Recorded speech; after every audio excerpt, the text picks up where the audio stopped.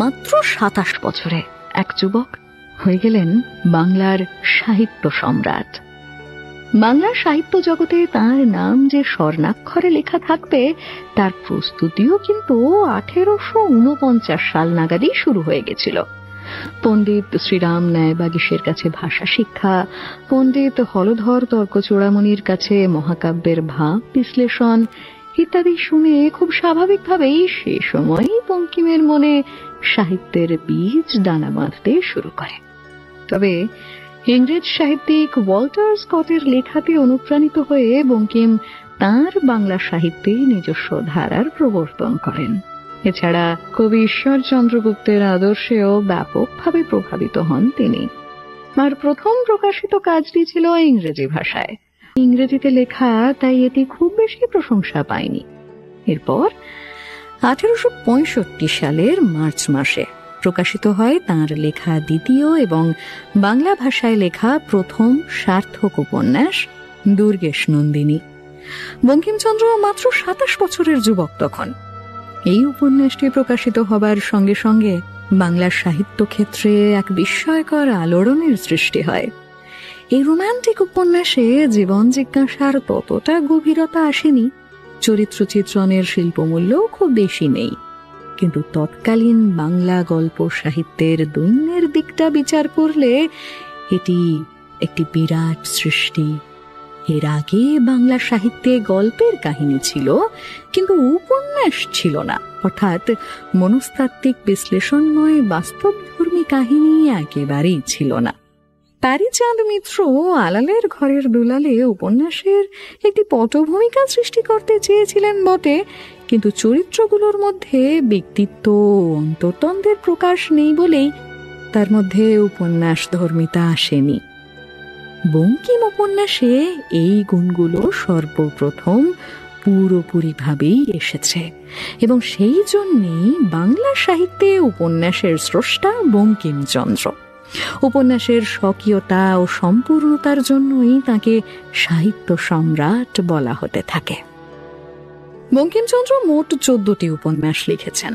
বঙ্কিম উপন্যাসের বৈশিষ্ট্যের দিক আলোচনা করতে গেলে প্রথমেই দেখা যায় তাঁর উপন্যাসের প্রধান ভাবগ্রন্থি দাম্পত্য প্রেম। দুর্গেশ নন্দিনীর মাত্র 1 বছর পরে 1866 প্রকাশ পায় কপালকুণ্ডলা উপন্যাসটি।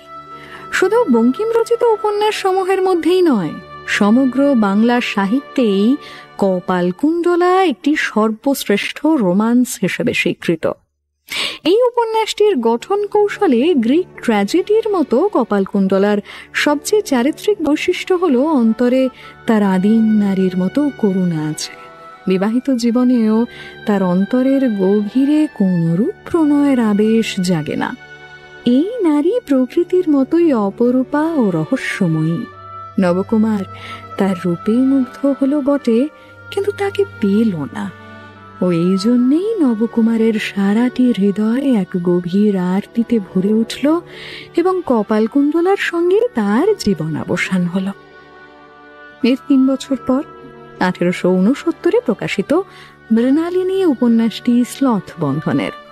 ত্রয়োদশ শতাব্দীর ঠিক সূচনাতেই বখতিয়ার খিলজির বঙ্গ বিজয়ের কাহিনী নিয়ে এই উপন্যাসের পটভূমিকা গড়ে উঠেছে, কিন্তু তার প্রায় সবকটি চরিত্রই অনৈতিহাসিক। এই উপন্যাসে মনোরমা কপালকুণ্ডলার মতোই রহস্যময়ী।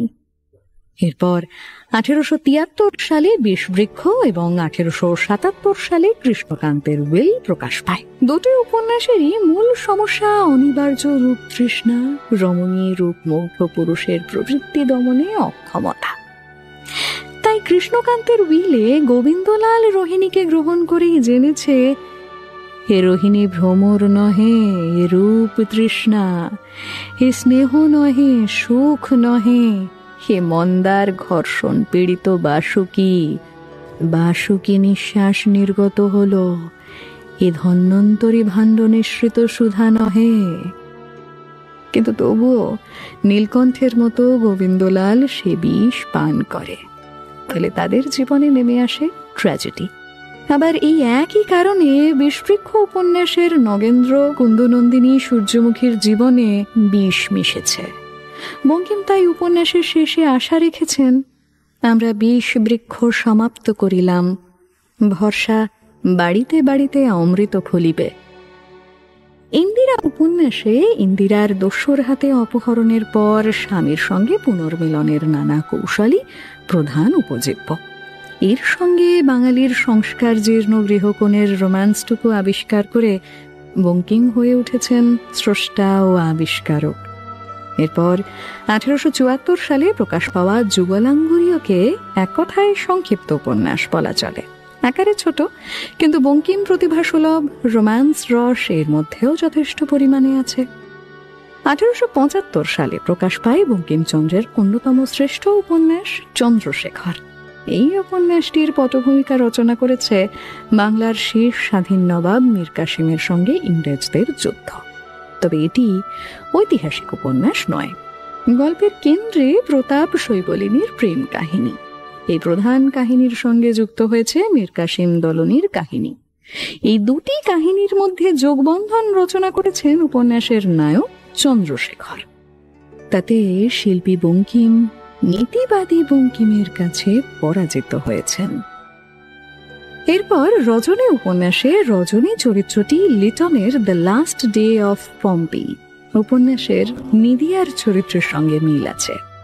রজনীর প্রেম মধুর হৃদয় মাধুর্য, লবঙ্গলতার প্রেম জগতের তীব্রতা, গভীর দ্বন্দ্ব, অমরনাথের ত্যাগদীপ্ত পৌরুষ প্রভৃতির মধ্য দিয়ে বঙ্কিম প্রথম বাংলা সাহিত্যে মনস্তত্ত্ব বিশ্লেষণমূলক উপন্যাস উপহার দিয়েছিলেন। 1882 সালে প্রকাশিত রাজসিংহ উপন্যাস সম্পর্কে বঙ্কিমচন্দ্র স্বয়ং লিখেছেন, এই প্রথম ঐতিহাসিক উপন্যাস লিখিলাম। এই বছরই আনন্দমঠ প্রকাশিত হয়। 76-এর মন্বন্তরের পটভূমিকায় সন্ন্যাসী বিদ্রোহের ঐতিহাসিক কাহিনী। আনন্দমঠ উপন্যাসে বঙ্কিমের স্বদেশ চিন্তা পূর্ণভাবে প্রতিফলিত হয়েছে। এখানে তিনি দেশের স্বাধীনতার জন্য সমাজের সর্বস্তরের মধ্যে জাতপাতের ব্যবধান ঘুচিয়ে দিয়েছেন।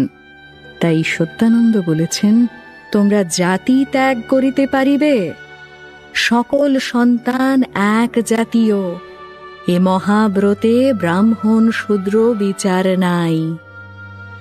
এর সঙ্গে তিনি বন্দে মাতরম মন্ত্র উচ্চারণ করে বৈষ্ণবোচিত ভক্তিযোগ ও ক্ষত্রিয়োচিত শক্তিযোগের মধ্যে দিয়ে কর্মসন্ন্যাসের সাধনা করেছিলেন। সমকালীন ভারতবর্ষীয় জীবনে যার প্রস্তুতি চলছিল। 1884 সালে প্রকাশ পায় দেবী চৌধুরানী উপন্যাস, যেখানে দেবী চৌধুরানীর মধ্যে ব্যক্তিত্বের মানুষ সম্ভাবনা ছিল ঘনতম। ভবানী পাঠকের আজীবন অনুসন্ধানের সিদ্ধি প্রফুল্লের সহজ ব্যক্তিত্ব, এই ব্যক্তি স্বভাবের চরম সার্থকতা বিহিত হয়েছে তখন যখন বঙ্কিম জনকল্যাণের বৃহত্তম জীবন বেদিতে দেবী চৌধুরানীকে স্থাপন করে আহ্বান জানিয়েছে, এসো এসো প্রফুল্ল, একবার লোকালয়ে দাঁড়াও, আমরা তোমায় দেখি। এরপর 1886 সালে প্রকাশিত রাধারানী উপন্যাসে একটি দুস্থ বালিকা কিভাবে রুক্মিণী কুমার ছদ্মনামধারী ধনাঢ্যের সহৃদয়তায় দারিদ্র্য থেকে মুক্তি লাভ করল এবং পরে তারই সঙ্গে পরিণয়াবদ্ধ হল, তাই বর্ণিত হয়েছে। 1886-তে প্রকাশিত সীতারাম বঙ্কিমচন্দ্রের শেষতম উপন্যাস। এই উপন্যাসেও বঙ্কিমচন্দ্র কাহিনীর আবরণে ধর্মতত্ত্বের অবতারণা করেছেন। তার পটভূমিকা রচনা করেছে সীতারাম নামক একজন হিন্দু রাজার মুঘল শক্তির বিরুদ্ধে বিদ্রোহের কাহিনী। বঙ্কিমচন্দ্রের প্রতিভার শেষ পর্যায়ে পূর্ণভাবে প্রকাশ পেল স্বাদেশিকতা ও অনুশীলন ধর্মের ব্যাখ্যা।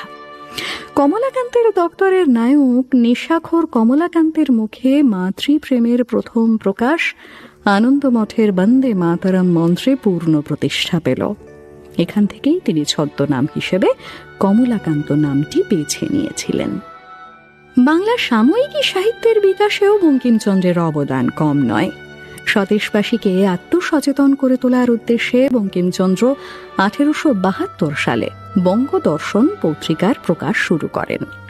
অচিরেই এই পত্রিকাকে কেন্দ্র করে গড়ে উঠল একটি শক্তিশালী সাহিত্যিক গোষ্ঠী।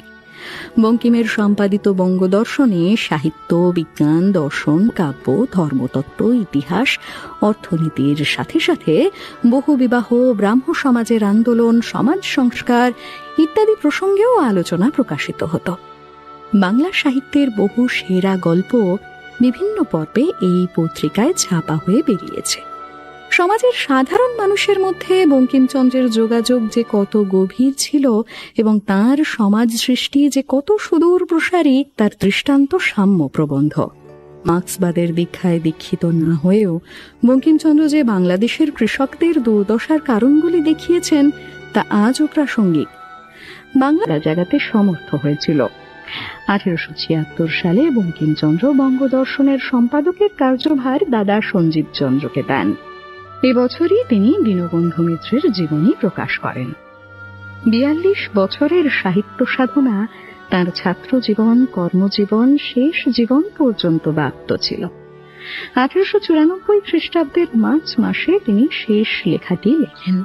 তাঁর প্রকাশিত গ্রন্থ সংখ্যা 34।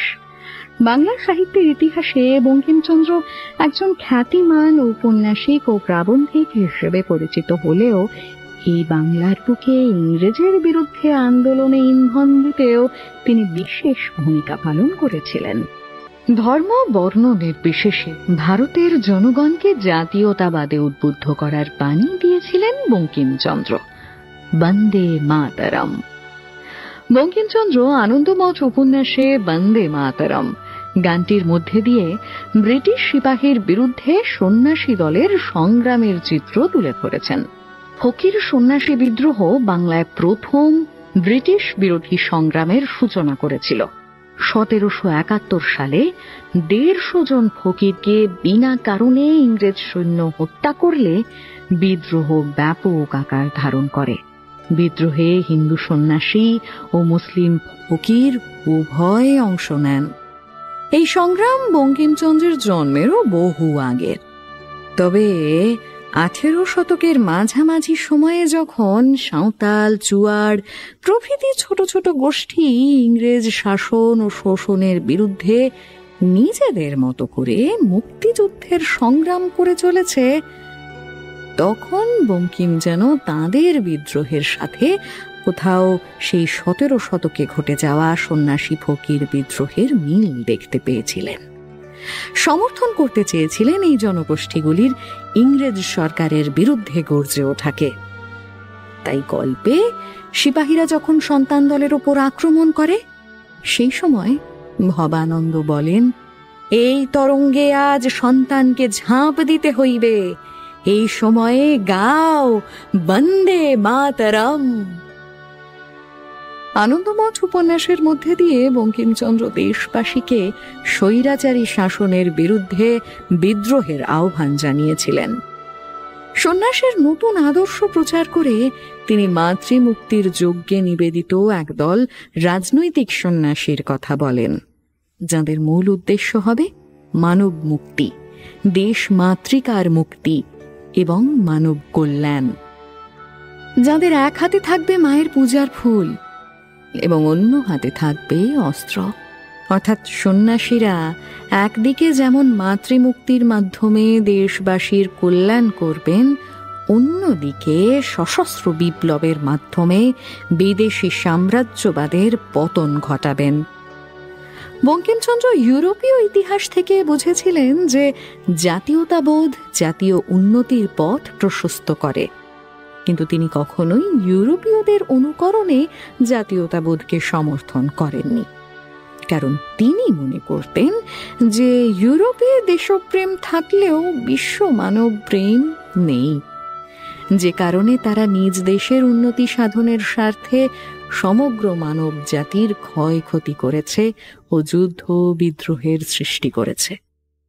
তাই তিনি ইউরোপীয়দের দেশপ্রেম সম্পর্কে লিখেছেন, তারা আপনার জাতিকে ভালোবাসেন, অন্য জাতিকে দেখিতে পারেন না, ইহাই তাহাদের স্বভাব।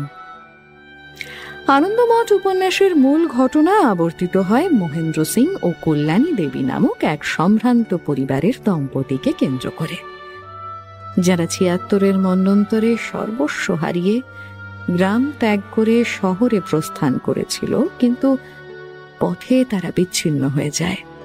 এবং এই উপন্যাসের অন্যতম চরিত্র স্বামী সত্যানন্দ কল্যাণী ও তার শিশুকন্যাকে গভীর অরণ্য থেকে উদ্ধার করে মহেন্দ্রের কাছে পৌঁছে দেন, এবং মহেন্দ্র স্বামী সত্যানন্দের শিষ্যত্ব গ্রহণ করে সন্তান দলের সদস্য হন। স্বামী সত্যানন্দ তৎকালীন অত্যাচারী শাসকের বিরুদ্ধে সন্ন্যাসীদের ঐক্যবদ্ধ করে সন্তান দল গড়ে তোলেন। গভীর অরণ্যে স্বামী সত্যানন্দ এবং তাঁর শিষ্য যথা ভবানন্দ, জীবানন্দ প্রমুখেরা আশ্রম তৈরি করে সংগ্রামের জন্য অনুশীলন শুরু করেন। এই আশ্রমের নাম ছিল আনন্দমঠ। তারা আশ্রমে দেশমাতৃকার স্বরূপ হিসেবে মাতৃমূর্তি প্রতিষ্ঠা করে তাঁর আরাধনা করতেন। তারা বঙ্গজননীর পরাধীনতা দূরীকরণে ব্রতী হয়েছিলেন।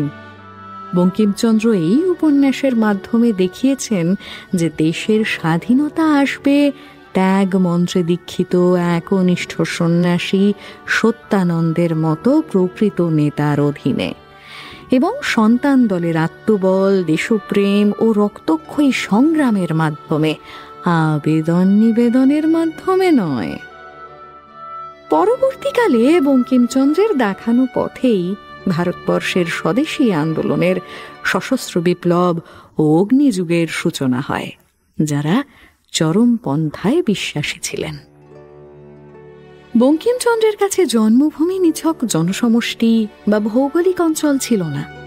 তিনি জন্মভূমিকে মাতৃরূপে এবং দেবী রূপে কল্পনা করেছিলেন, যে কারণে তিনি ভবানন্দের জবানবন্দিতে উল্লেখ করেছেন, আমরা অন্য মা মানি না, জননী জন্মভূমিশ্চ স্বর্গাদপি গরীয়সী। আমরা বলি জন্মভূমি জননী। আমাদের মা নাই, বাপ নাই, ভাই নাই, স্ত্রী নাই, পুত্র নাই, ঘর নাই, বাড়ি নাই। আমাদের আছে কেবল সেই সুজলা সুফলা মলয়জ সমীরণ শীতলা শস্য শ্যামলা।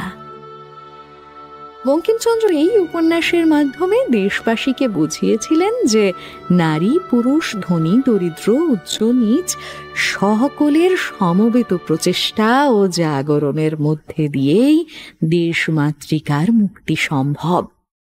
তাই সত্যানন্দ সন্তান দলকে দীক্ষিত করতে গিয়ে বলেছেন, সকল সন্তান এক জাতীয়, এ মহাব্রতে ব্রাহ্মণ শূদ্র বিচার নাই। বঙ্কিমচন্দ্র দেশকে মা রূপে কল্পনা করে জন্মভূমির সঙ্গে মাতৃদেবীর তুলনা করেছেন এই উপন্যাসে।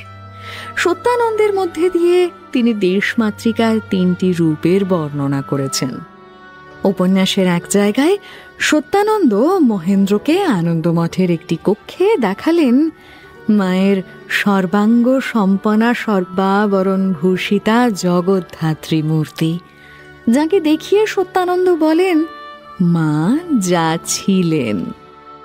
এরপর তিনি অন্য একটি কক্ষে দেখান মায়ের কালী অন্ধকার সমাচ্ছন্না কালিমাময়ী রূপ, হৃত সর্পস্ব একজন নগ্নিকা শ্মশান, তাই মা কঙ্কাল মালিনী, দেখ মা যা হইয়াছেন। এবং সর্বশেষ কক্ষে তিনি দেখান সুবর্ণ নির্মিতা 10 ভুজা প্রতিমা নবারুণ কিরণে জ্যোতির্ময়ী হইয়া হাসিতেছে, যাকে দেখিয়ে সত্যানন্দ বলেন, এই মা যা হইবেন। 10 ভুজ 10 দিকে প্রসারিত, তাতে নানা আয়ুধ রূপে নানা শক্তি শোভিত, পদতলে শত্রু বিমর্দিত পদাশ্রিত বীর কেশরী পূর্বে ধনে সম্পদে ঐশ্বর্যে পরিপূর্ণ ছিলেন, যাকে বিদেশি সাম্রাজ্যবাদী শক্তি বিনষ্ট করে কালিমা লিপ্ত করেছে।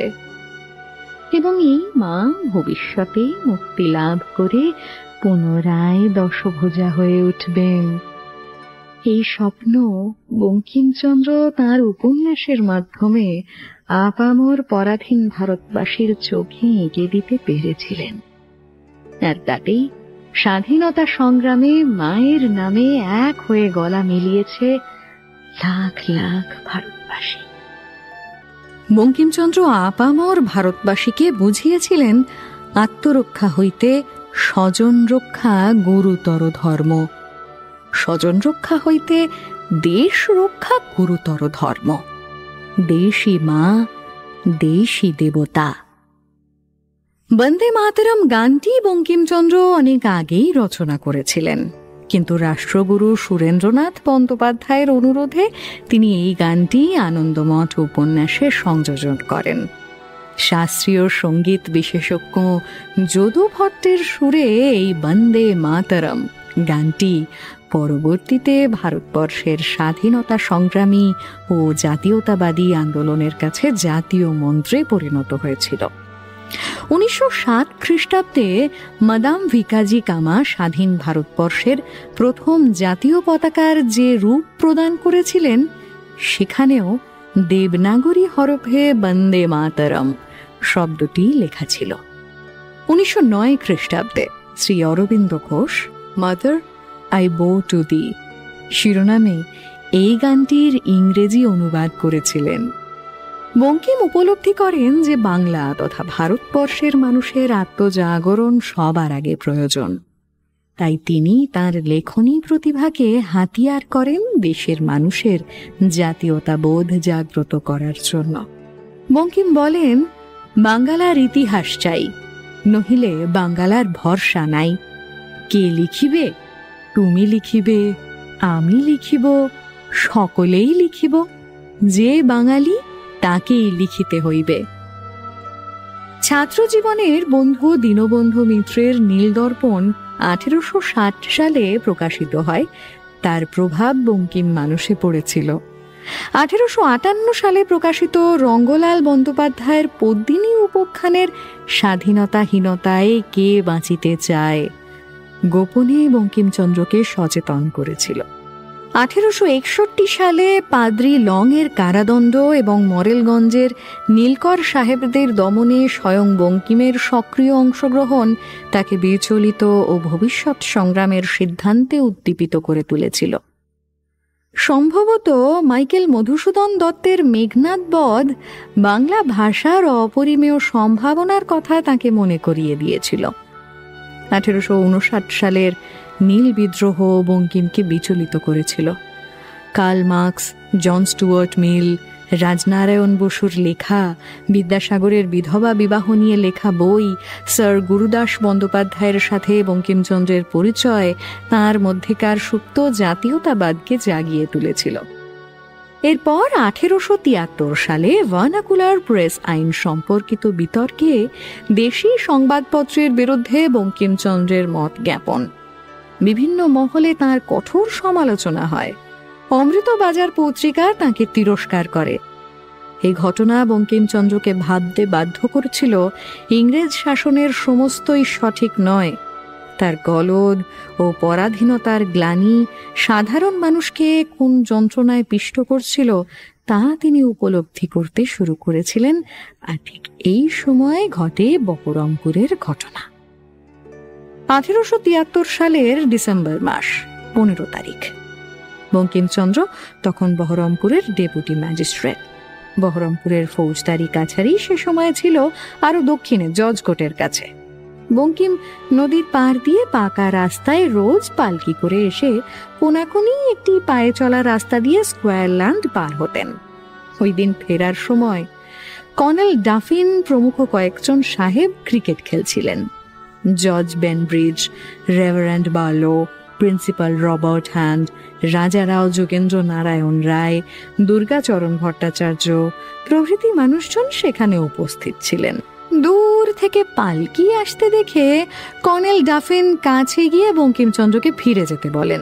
বঙ্কিম অস্বীকার করেন। সাহেব বঙ্কিমচন্দ্রকে পালকি থেকে নামিয়ে অপমান করেন ও রাগ দেখান। বঙ্কিম তৎক্ষণাৎ সাহেবদের ব্যাপারটা জানিয়ে রাখলেন। বেনব্রিজ বললেন, আমি চোখে কম দেখি, অত দূর দৃষ্টি যায়নি। রবার্ট হ্যান্ড বললেন, তিনি ঘটনাটি দেখেছেন। রেভারেন্ড বার্লো, রাজারাও যোগেন্দ্র নারায়ণ, দুর্গাচরণ ভট্টাচার্য হ্যান্ডকে সমর্থন করলেন। পরদিন বঙ্কিমচন্দ্র মামলা রুজু করলেন। জেলা ম্যাজিস্ট্রেট ছিলেন মিস্টার উইন্টার। তিনি কর্নেলকে তলব করলেন। শহরে উত্তেজনা বাড়ল। সমস্ত উকিল মুক্তাররা বঙ্কিমচন্দ্রের ওকালতনামায় সই করেছেন। আসামির তরফে কাউকে পাওয়া গেল না। অগত্যা কর্নেলকে কৃষ্ণনগর থেকে উকিল আনতে হলো। 1874 সালের 8ই জানুয়ারি অমৃতবাজার পত্রিকা এই ঘটনা ছাপালো। 1874 সালের 12ই জানুয়ারি উইন্টার সাহেব বিচারে প্রবৃত্ত হইয়াছেন। হঠাৎ জজ বেস্টব্রিজ এসে, mister Winter, will you mind coming to the chamber বলে খাস কামরায় নিয়ে যান তাকে। বঙ্কিমচন্দ্র ও কর্নেলকে কিছুক্ষণ পর তাঁরা ডাকলেন। বঙ্কিমচন্দ্র নাছোড়বান্দা, কিছুতেই মোকদ্দমা তুলে নিতে রাজি হলেন না। পরে ঠিক হলো কর্নেল প্রকাশ্য আদালতে ক্ষমা চাইবেন, তারপরে বঙ্কিমচন্দ্র মোকদ্দমা তুলবেন।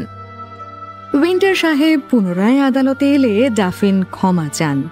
যুবকগণ উল্লাসে চিৎকার করে ওঠে। ভাগ্যিস তখনও বন্দে মাতরম রচিত হয়নি, নইলে আরো কাণ্ড ঘটে যেতে পারত। 1874 সালের 15ই জানুয়ারি অমৃতবাজার পত্রিকায় কর্নেল ডাফিনের বঙ্কিমচন্দ্রের কাছে সর্বসমক্ষে ক্ষমা চাওয়ার ঘটনাটি ফলাও করে প্রকাশিত হয়েছিল। তৎকালীন বিক্ষুব্ধ সমাজ ও পরিবেশে যখন বিদেশি শাসক কর্তৃপক্ষের বিরুদ্ধে অবিশ্বাস ও সন্দেহ ঘুমিয়ে উঠেছে, তখন পরাধীনতার চেতনা জেগে উঠতে শুরু করেছে। সেই কাল বৈশাখীর মতো ক্ষুব্ধ আবহাওয়ায় ব্যক্তি জীবনের এই দুর্ঘটনাকে জাতীয় অপমানের ক্ষতচিহ্ন স্বরূপ গণ্য করেছিলেন বঙ্কিমচন্দ্র। 82তে তার ফলস্বরূপ রচিত হয় জাতির মহামন্ত্র, স্বাধীনতার মূল মন্ত্র বন্দে মাতরম সঙ্গীত। বাংলা সাহিত্যে বঙ্কিম যুগের সূচনার সাথে সাথেই ধর্ম, সামাজিক আদর্শ ও দেশপ্রীতি নতুন রূপে ধরা দিল। বঙ্গদর্শনে প্রকাশিত ভারত কলঙ্ক প্রবন্ধ ও বিভিন্ন ঐতিহাসিক প্রবন্ধে তাঁর প্রগাঢ় দেশপ্রীতির নিদর্শন মেলে। মৃণালিনী উপন্যাসী বিশিষ্ট সাহিত্যিক তারাশঙ্কর বন্দ্যোপাধ্যায় বলেছেন, মৃণালিনীতেই বঙ্কিমচন্দ্র প্রত্যক্ষ পূজক রূপে গৈরিক উত্তরীয় পরিধান করে মন্দিরে প্রবেশ করেন। দেশের জন্য উপন্যাসের নায়ক হেমচন্দ্রের স্বার্থ ত্যাগ, তাঁর আত্মোৎসর্গের প্রবল আকাঙ্ক্ষার মধ্যেই নবযুগের মহিমান্বিত ঋষির ধ্যান যোগের রূপ সুস্পষ্ট হয়ে উঠেছে। দেশমাতৃকার পূজায়োজনের সূত্রপাত এখানে। সে আয়োজনের পূজা সার্থক হয়ে উঠেছে আনন্দমঠে। মৃণালিনীতে সাধকের কাছে মাতৃপূজার যোগের পন্থা, নিয়ম, মন্ত্র যেন অস্পষ্ট, সেজন্য সেখানে প্রবল হয়ে উঠেছে দেশ অনুরাগের প্রবল উচ্ছ্বাস। অন্যদিকে আনন্দমঠে ঋষি যেন সিদ্ধ পুরুষ। আনন্দমঠে দেশ পূজা পদ্ধতি পাশ্চাত্য পদ্ধতির অনুকরণ নয়, ভারতীয় সংস্কৃতির চিরাচরিত নিষ্কাম স্বদেশ প্রেম। বঙ্কিম ইংরেজদের চিন্তা ভাণ্ডার থেকে সংগ্রহ করে আনেন স্বাতন্ত্র্য প্রিয়তা ও জাতি প্রতিষ্ঠার আইডিয়া, আর সেই আইডিয়াকে সাহিত্যে বাণী মূর্তি দিলেন আনন্দমঠে দেবী চৌধুরানীতে কৃষ্ণতত্ত্বে।